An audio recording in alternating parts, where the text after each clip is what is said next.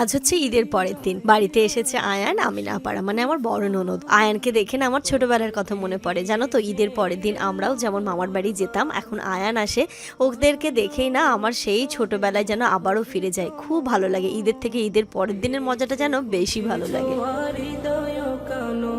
Hello everyone, ঘড়িতে এখন দুপুর 2টো বাজে। আমি তো স্নান করে নিয়েছি, এবার জামানেরও হয়ে গেছে অনেকক্ষণ আগে। আর এখানে দেখো না বসে বসে ফোন দেখছি। ফোনের জন্যই দেখবে মনে হয় প্রত্যেক সংসারে একটু টুকিটাকি অশান্তি লেগেই থাকে। স্নান করে এসে আমি যে টোনারটা ইউজ করছি সেটা প্লামের একটা টোনার, খুব ভালো, ভীষণ রিফ্রেশিং। আমি লিঙ্কটা তোমাদেরকে দিয়ে দেবো। তোমরা বলো দিদি স্কিন কেয়ার রুটিনটা শেয়ার করো, স্কিন কেয়ার রুটিন শেয়ার করো। আমার স্কিন কেয়ার রুটিনটা একদম বেসিক, তেমন আমি কিছু ইউজ করি না, একদমই হালকা ফুলকার ওপর দিয়ে। তারপরে চলে এসেছিলাম এই যে খাওয়া দাওয়া করব। সবারই হয়ে গেছে, আব্বার হয়ে গেছে, ইনুর হয়ে গেছে। তারপরে হচ্ছে গিয়ে আয়ান খেতে বসেছিল আর ইনু এখানে পিপির সাথে বসে গল্প করছিল। খুব পাকা বুড়ির মতো গল্প করে, জানো তো পিপি যা যা বলে ও আবার নাকি সেই কথাগুলোর উত্তর দেয়। খুব মজা করে ও। পিপি আর আয়ান দাদা এসেছে না, এখন আর ওর মায়ের আর পাপার খোঁজ নেই। খুব ভালো একটা সময় কাটাই। আমি এটাই চাই আমার বাচ্চা যেন সবার সাথে খুব ভালোভাবে মিশতে পারে, সবার সাথে খুব ভালোভাবে থাকতে পারে, প্রত্যেকটা রিলেশনকে যেন রেসপেক্ট করতে পারে। এটাই আমার ইচ্ছে, জানো তো।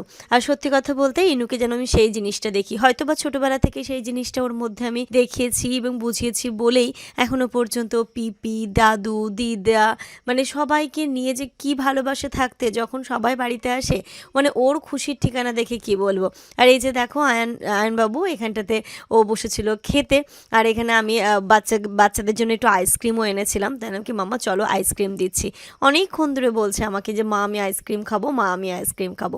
তাই ওর জন্য আইসক্রিম দিচ্ছি। আর আয়নকে বললাম তুমিও খেয়ে নিও আইসক্রিমটা, নইলে মেল্ট হয়ে যাবে। আর এর মাঝেই ঘন কালো মেঘ করে এসেছে, মানে মনে হচ্ছে যেন মেঘটা ফেটেই পড়বে। খুব বাজে অবস্থা। আজকে তো সব জায়গায় কম বেশি শুনলাম ঝড় বৃষ্টি হয়েছে, অনেক জায়গায় ক্ষয়ক্ষতিও হয়েছে।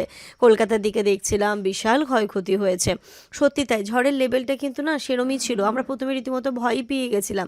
এত জোরে দমকা হাওয়া, মনে হচ্ছে যেন সব কিছুকে উড়িয়ে নিয়ে চলে যাবে। আর আজকে আমাদের খাবারের মেনুতে ছিল দেশি মুরগির মাংস, তার সাথে মাটনও ছিল, গতকাল যেটা করা হয়েছিল। এখানে লাউ রান্না ছিল, তারপরে আপা নিয়ে এসেছিলো বা চিংড়ি মাছের মালাইকারি, সেটাও ছিল।